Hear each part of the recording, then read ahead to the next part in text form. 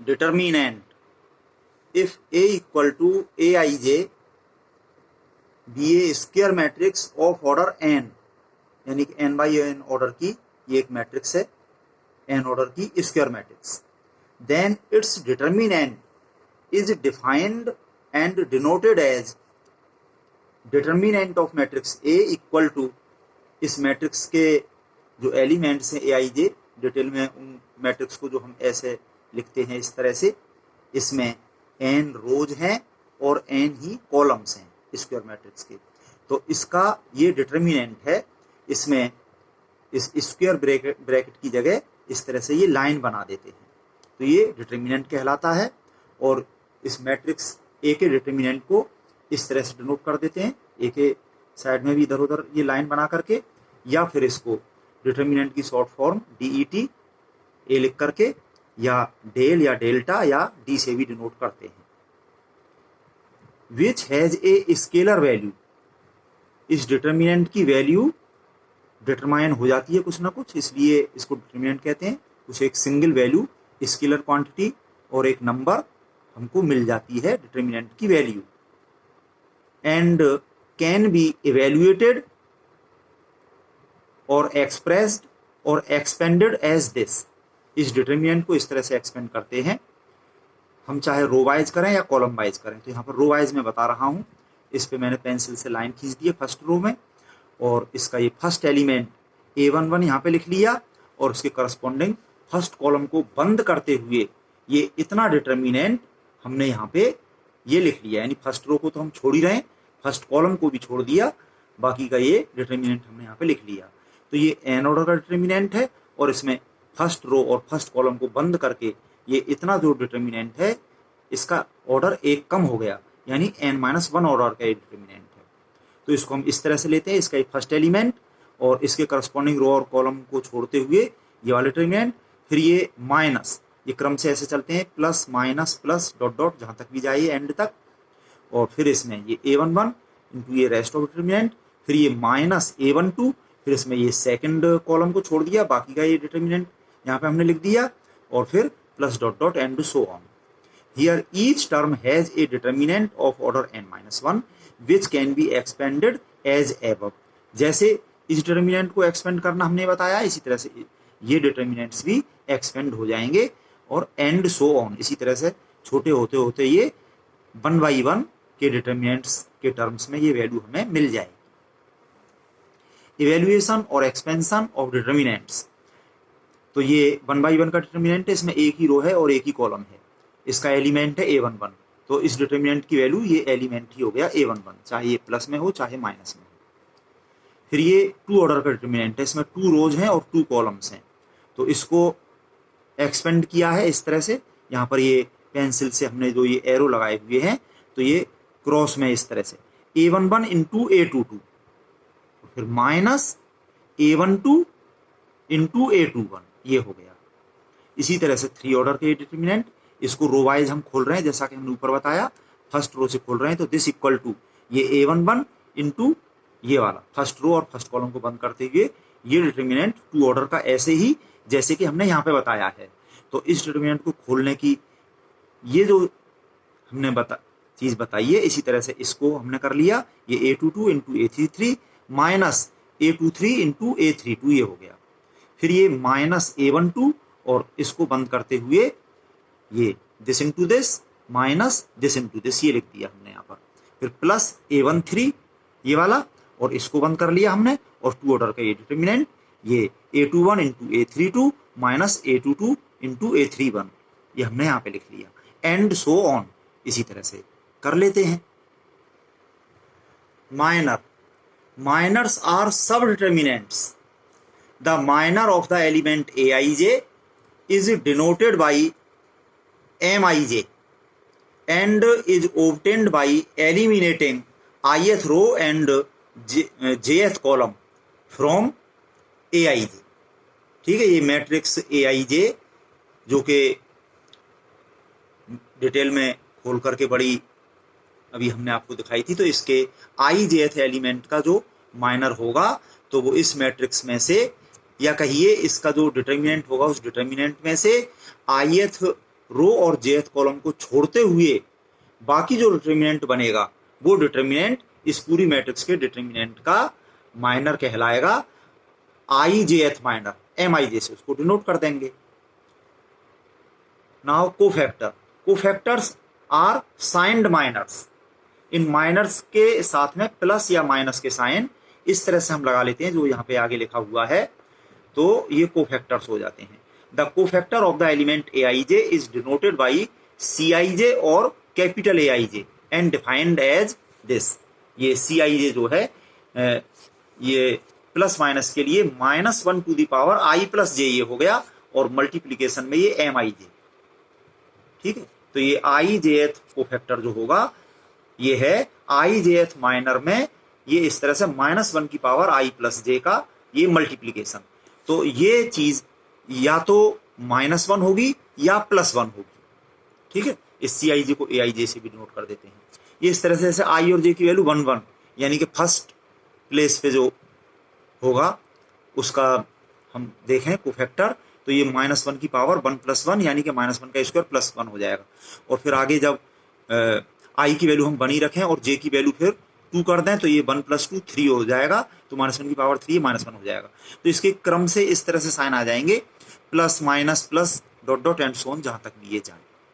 फिर आगे फिर ये सेकंड रो में माइनस से स्टार्ट हो जाएगा, minus plus and so on.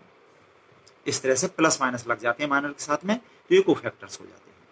So the determinants can be expanded in terms of minors and cofactors as for example this.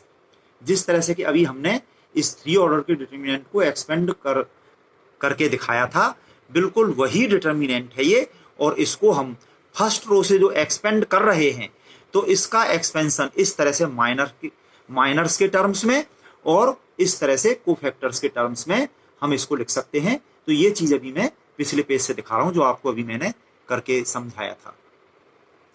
देखिए ये डिटर्मिनेंट एक्सपेंड करके जो हमने यहाँ पे ये लिखा था, बिल्कुल यही चीज है, यही डिटर्मिनेंट तो है यहाँ पर। तो इसी डिटर्मिनेंट को हम लिख रहे हैं एक्सपेंड करके यहाँ पर, दिस इक्वल टू ये A11 और ये ब्रैकेट में जो है ये है माइनर M11 और ये माइनस A12 और ये ब्रैकेट में ये माइनर है M12 और ये प्लस A13 और ये ब्रैकेट का है ये माइनर ये M13। तो ये इस तरह से, ये क्या है ये ब्रैकेट में, देखो इसको ये फर्स्ट रो और फर्स्ट कॉलम को बंद करके ये जो डिटर्मिनेंट है ये इतना 2 ऑर्डर का, यही तो है ये ब्रैकेट में जो लिखा हुआ है इस डिटर्मिनेंट की वैल्यू, यही जो है माइनर कहलाते हैं। और इसमें यहाँ पे ये M11 ही C11 के बराबर है और ये माइनस M12 ये C12 के बराबर है। ये कोफैक्टर्स आ गए। तो कोफैक्टर्स में यहाँ पे ये माइनर के साथ में प्लस माइनस प्लस ये साइन लेते हुए ये कोफैक्टर्स हो गए। तो ये कोफैक्टर C11, ये माइनस M12 कोफैक्टर C12 और ये प्लस M13 कोफैक्टर C13। तो इस तरह से ये हो जाते हैं यहाँ पर। इसको अब आप यहीं पे देख लीजिए कि इस डिटर्मिनेंट को हम इस तरह से in terms of minors and cofactors ऐसे एक्सपेंड कर सकते हैं। अब हम इसके एग्जाम्पल्स करते हैं। Example number 1, solve this equation. Determinant 2 order का है ये एक डिटर्मिनेंट, इसके एलिमेंट्स हैं 3 - 2 x1, this determinant equal to 5। ये एक इक्वेशन हो गया और इसमें एक अननोन वैल्यू x आ रही है। तो इस इक्वेशन को सॉल्व करने का मतलब x की वैल्यू निकालना है। हमसे केवल इतना कहते तो भी इस इक्वेशन को सॉल्व करने का मतलब x की वैल्यू निकालने से ही है। फिर भी इन्होंने कह दिया है कि सॉल्व दिस फॉर x, यानी इसको सॉल्व करके x की वैल्यू निकालिए। तो इसके सॉल्यूशन में गिवन दिस इक्वेशन ये हमने यहाँ पे उतार लिया और फिर इस 2 ऑर्डर के डिटर्मिनेंट को खोलने के लिए ये पेंसिल से जो एरो लगाए हैं, जैसा कि हमने अभी आपको बताया था, दिस इंप्लाइज दैट ये डिटर्मिनेंट हम एक्सपेंड कर रहे हैं 3 × 1 माइनस ये -2 × x और इक्वल टू 5 है। यहाँ पर ये 3 × 1 1 हो गया और ये माइनस माइनस प्लस 2 हो गया × x equal to 5। So this implies that 2x equal to 5 - 3, इस 3 को माइनस करके हम इधर ले गए तो 2x इक्वल टू 5 - 3 जो कि इक्वल टू 2 हो गया और 2x इक्वल टू 2 है।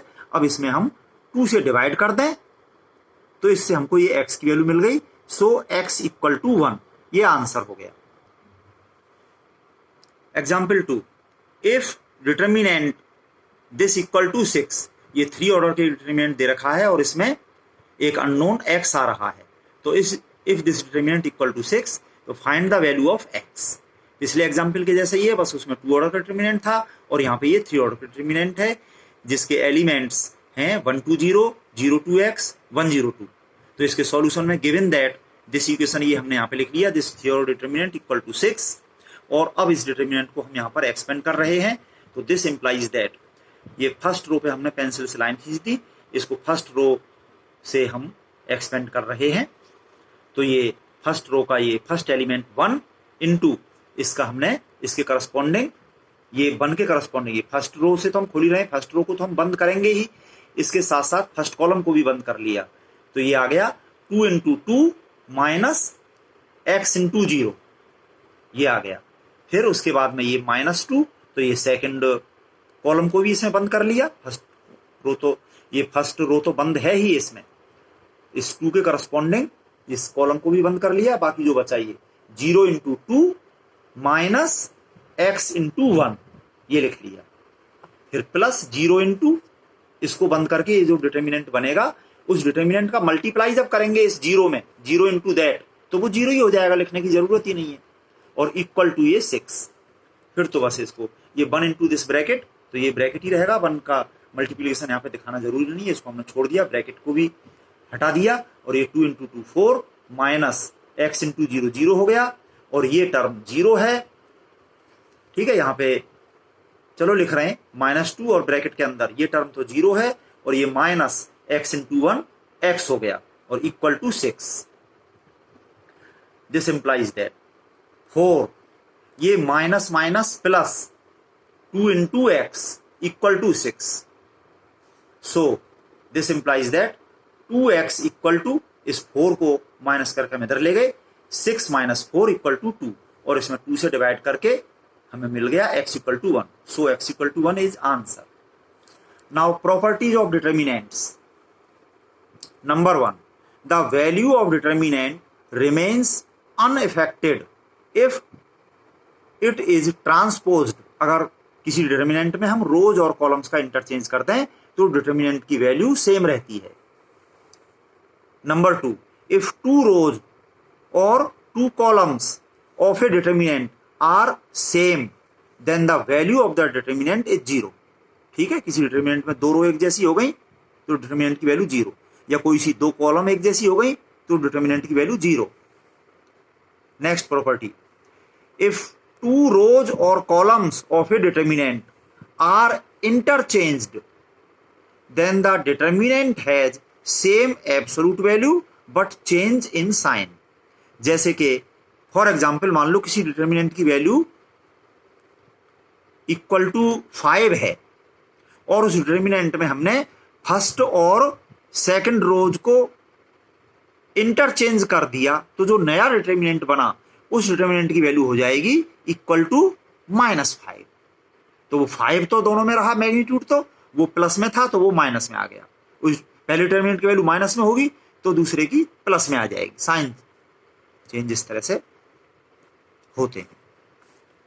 Next property number 4, if all elements of a row और a column of a determinant are multiplied by the same quantity the determinant is multiplied by that quantity. जैसे कोई एक determinant है हमारे पास में, उसकी जो भी वैल्यू है, चलो उस डिटरमिनेंट की वैल्यू हमने मान ली कि d के बराबर है। अब उस डिटरमिनेंट की किसी एक रो के सारे एलिमेंट्स में हमने 2 का मल्टीप्लाई कर दिया।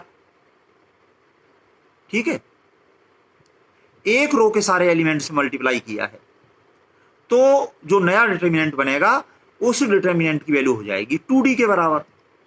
इसी तरह से हम किसी एक कॉलम के सारे एलिमेंट्स में 2 का मल्टीप्लाई कर दें तो पहले जो डिटरमिनेंट था उसमें 2 की मल्टीप्लाई के बराबर नए डिटरमिनेंट की वैल्यू हो जाएगी। Next property number 5, if each element of a row और a column be the sum of 2 quantities then determinant can be expanded as the sum of 2 determinants of same order. जैसे कि मैं आपको यहाँ पे दिखाऊं कि इस डिटरमिनेंट को हम यहाँ पे लिख लें इस 2 को कर दें 1 + 1, इस 2 को कर दें 1 + 1 और इस 0 को कर दें 0 + 0। तो this determinant equal to sum of 2 determinants, जिनमें फर्स्ट और सेकंड दोनों डिटर्मिनेंट्स में ये फर्स्ट कॉलम और सेकंड कॉलम तो एक जैसी रहेंगी, और पहले डिटर्मिनेंट में तो इसके पहले जो एलिमेंट किए ना हमने लिखा है इसको 1 + 1, इसको 1 + 1, इसको 0 + 0, तो इसके जो 1 1 0 ये पहले डिटर्मिनेंट के एलिमेंट हो जाएंगे, और क्योंकि इसमें वो सेम लिए मैंने तो दूसरे डिटर्मिनेंट में भी इस सेकंड कॉलम में एलिमेंट 1 1 0 हो जाएंगे। हम ऐसे कर दें, इसमें इसको कर दूं मैं 1 + 1 और इसको कर दूं मैं 2 + 0, और ये तो 0 + 0 ही रखूं मैं। तो ये जो मैंने किया 1 + 1 और ये 2 + 0 और ये 0 + 0, तो इसके पहले जो है मैं एलिमेंट्स 1 2 और 0 ये हो जाएंगे पहले डिटर्मिनेंट में, और दूसरे डिटर्मिनेंट में हो जाएंगे 1 0 0, इस तरह से। Next property number 6, a determinant remains unchanged in value by adding to all the elements of any row और column the same multiple of the corresponding elements of any number of other rows और columns. जैसे for example किसी determinant की first row में सारे elements में 2 का multiply करके हमने उसे ऐड कर दिया सेकंड रो में, तो जो डिटर्मिनेंट की वैल्यू पहले थी वही बाद में रहेगी।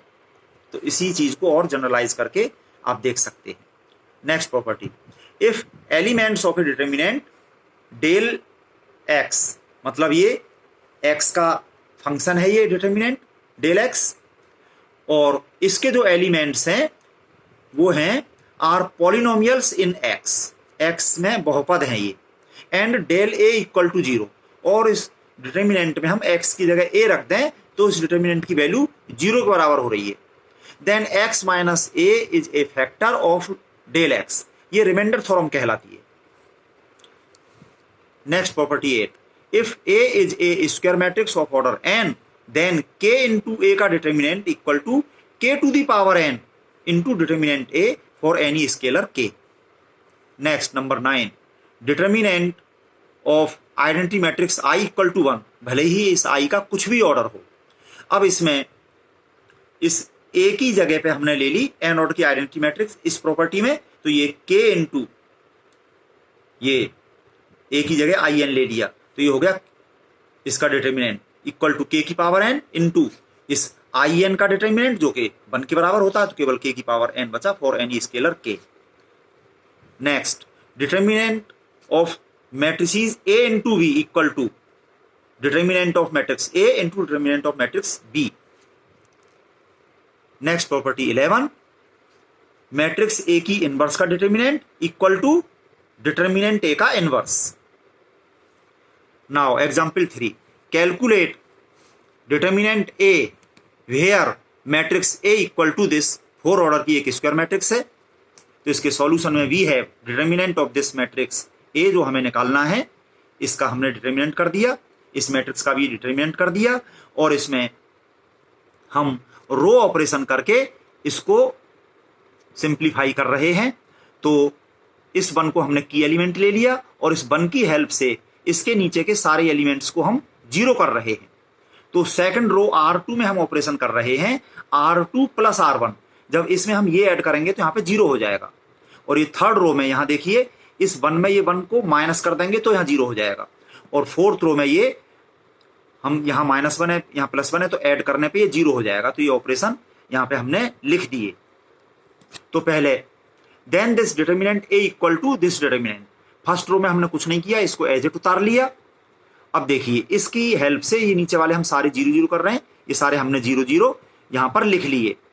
और अब देखिए ये R2 + R1 कर रहे हैं हम यहां पे सेकंड रो में ऑपरेशन, तो ये जो है 1 + 2 3 हो गया, 3 + 1 4 हो गया, 2 + 3 5 हो गया। इसी तरह से R3 में ऑपरेशन कर रहे हैं R3 - R1, तो ये 0 - 2 2 - 1 3 - 3, ये साथ के साथ यहाँ पे ये मैं दिखा रहा हूं, ये हो गया। फोर्थ रो में कर रहे हैं हम R4 + R1, तो ये चलो यहीं से दिखाऊं मैं -1 + 1 0, और ये 1 + 2 3, 1 + 1 2 और 4 + 3 7, ये हो गया। अब इसको हम कॉलम वाइज खोल दें। इसका ये फर्स्ट एलिमेंट 1 इंटू, ये फर्स्ट कॉलम को तो हम बंद कर ही रहे हैं, इसके साथ हमने फर्स्ट रो को भी बंद कर लिया और ये इतना, ये 3 ऑर्डर का डिटरमिनेंट यहाँ पे हमने लिख लिया। फिर इसके बाद ये -0 इंटू 3 ऑर्डर का डिटरमिनेंट 0, फिर +0 इंटू 3 ऑर्डर का डिटरमिनेंट 0, फिर -0 इंटू 3 ऑर्डर का डिटरमिनेंट 0। तो ये सारे टर्म्स 0 हो गए, केवल ये बचा और 1 इंटू इतना, फिर यही रहा। और इस 3 ऑर्डर के डिटरमिनेंट को हमने खोल लिया। रो वाइज खोल रहा हूं मैं इसमें। ये फर्स्ट रो से ये 3 इंटू 1 इंटू 7 -0 इंटू 2, ये -4 और फिर इसको बंद किया। ये -2 इंटू 7 -0 इंटू 3 और फिर ये +5 इंटू, ये हो गया, इसको बंद कर लिया, -2 इंटू 2 -4 हो गया और -1 इंटू 3, ये 3 हो गया। और फिर इसको सिंप्लीफाई करके ये देखो 3 7 जा 21, ये माइनस +4 इंटू 14 56 और ये -7 इंटू 5 -35 और ये मिला करके हो गया 42 डिटरमिनेंट ए की वैल्यू। ये इसका आंसर आ गया। इसी तरह से आप और भी डिटरमिनेंट के एग्जाम्पल्स कर सकते हैं। आप अच्छे से करिए और अपनी प्रॉब्लम पूछिए।